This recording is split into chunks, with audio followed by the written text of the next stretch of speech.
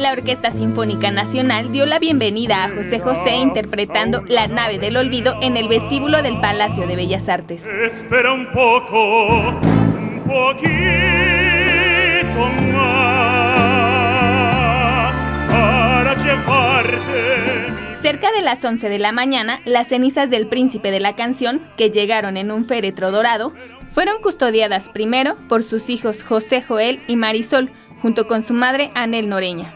Posteriormente, a esta guardia de honor se sumaron otros familiares y personalidades como los cantantes Emanuel, Lucía Méndez y Dulce, además de Alex de la Madrid, quien encarnó al intérprete en su serie, Laura Bozzo y Jorge Ortiz de Pinedo.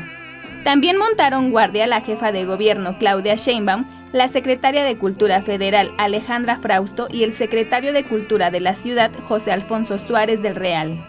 Al mismo tiempo, se realizó el desfile de cientos de personas que ingresaron al recinto para dar el último adiós a José José.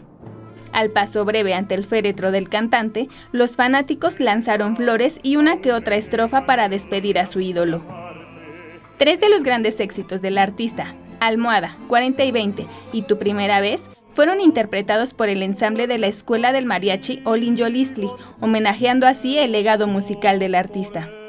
Entre flores blancas y ante una fotografía en blanco y negro, con la leyenda "Qué triste fue decirnos adiós", el recinto cultural más importante de México despidió al príncipe de la canción con el mariachi y el coro del Ballet Folclórico de México interpretando Las Golondrinas.